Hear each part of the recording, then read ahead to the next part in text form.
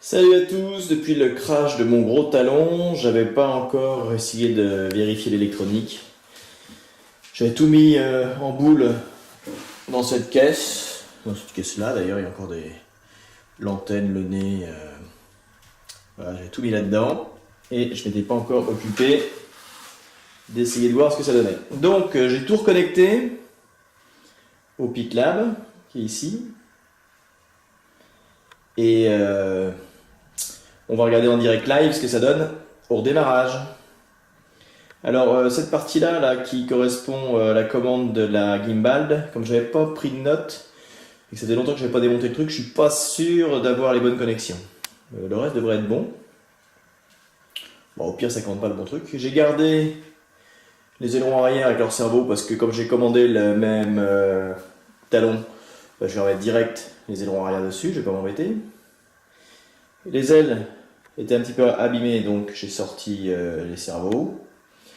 Et c'est pareil, on va regarder ce que ça donne, si ça fonctionne toujours.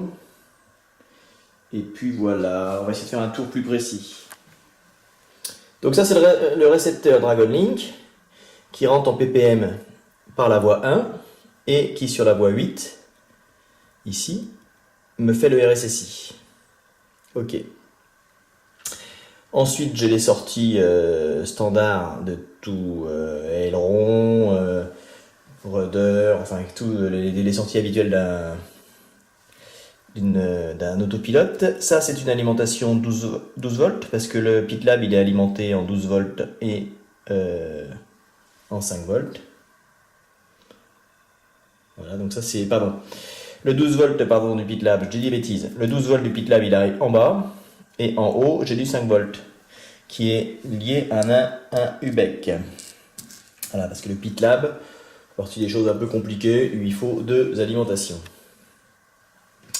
Ensuite ici j'ai un ESC, Red Brick 70 ampères. C'est un petit peu surdimensionné, mais comme il est à l'intérieur, c'est un truc qui chauffe pas.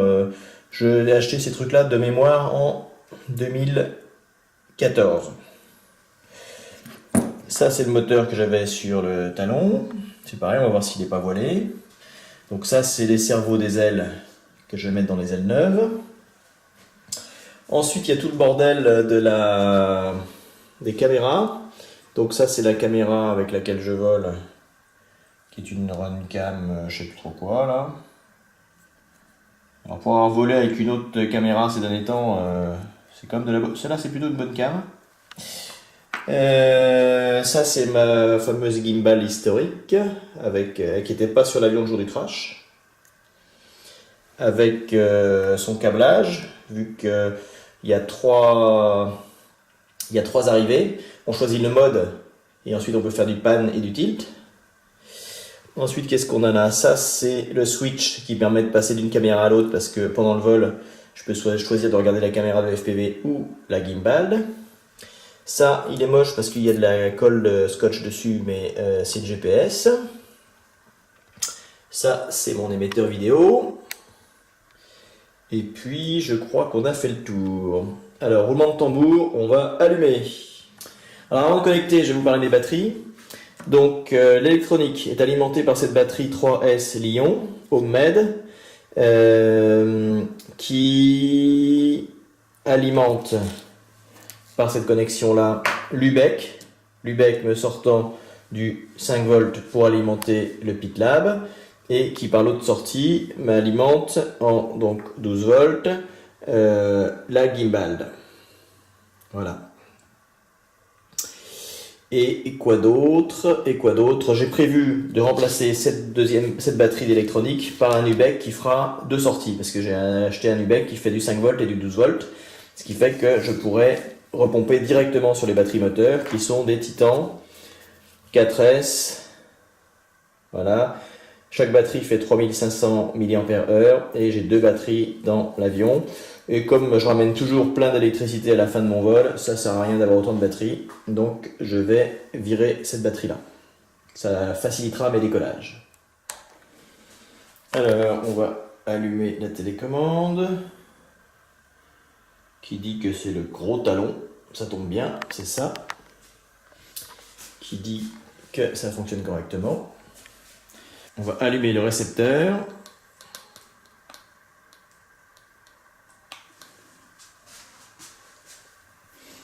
pas de signal, jusque-là tout va bien.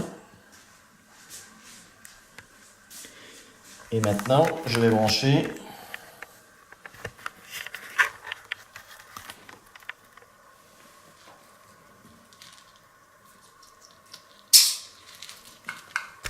voilà, je viens de brancher l'alimentation. Donc ça cause, il y a des trucs qui bougent, c'est normal, c'est en train de booter. La gimbal est en train de tourner. C'est peut-être parce que... Peut-être que je change de mode. Ah oui. Manifestement la gimbal n'est pas sur le bon... En fait, je suis pas sur la bonne sortie. Normalement c'est la sélection des modes. Alors là j'ai un mode je tourne à gauche, là j'ai le mode je tourne à droite et là j'ai le mode je me fixe. Bon, c'est pas grave, je savais que c'était pas les bons trucs. Bon bah les petits voyants habituels sont allumés. J'ai pas de signal, c'est pas vrai. Donc je reçois le pilote automatique. Ce qui va me manquer, alors je vois que j'ai pas de GPS pour l'instant dessus. Ce qui va me manquer, c'est qu'il faut que je change la...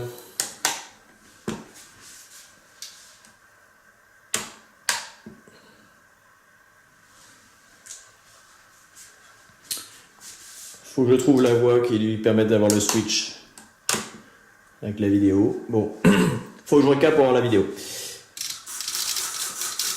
Alors, ce qui est intéressant, c'est de regarder si je suis en mode stab, normalement. Voilà, je suis en mode stabilisation. Est-ce que le pilote stabilise? Bonne question. Donc, quand je fais des rotations du pilote, on voit bien que les cerveaux des ailerons ont décidé de faire quelque chose. Donc ça a l'air d'être bon. Et ensuite, si je fais du piqué ou du cabré,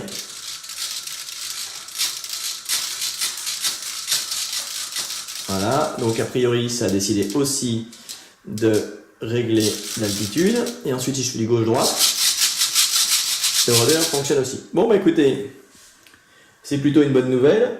Il faut que je cherche comment faire apparaître la vidéo là-dessus en recablant correctement mes sorties. Mais a priori tout a l'air de fonctionner. Ah, j'ai pas essayé un coup de gaz, on va essayer un coup de gaz.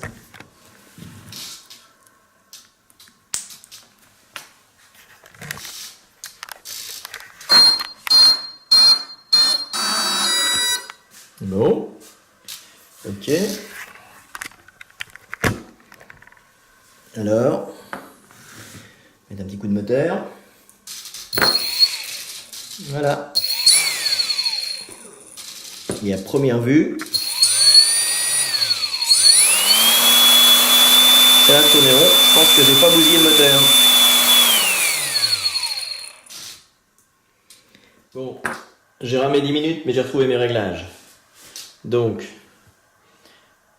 la position neutre, la gimbal au centre va suivre l'avion. Vers le haut, on pourra régler que la profondeur, le tilt. Et position vers moi, on peut régler le yaw. Voilà, et le tilt. Voilà. Cette fois-ci, tout fonctionne. Et après ça, avec ce bouton-là, je peux choisir de passer d'une caméra à l'autre caméra. Ça fonctionne.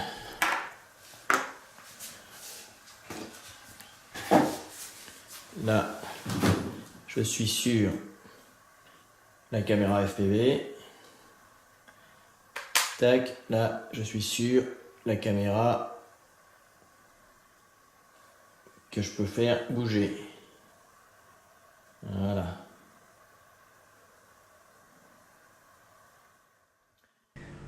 Conclusion, tout fonctionne, c'est génial. Sauf que l'avion qui aurait dû mettre 10 jours à venir depuis la Grande-Bretagne n'est pas arrivé. Je me suis renseigné, le colis est perdu. Donc il faut soit que je rachète un autre modèle, soit que je recommande un autre. Mais enfin, c'est quand même ballot, moi qui n'avais jamais rien perdu qui venait de Chine. Bon, la bonne nouvelle, c'est que Banggood va me rembourser quand même. À que ciao!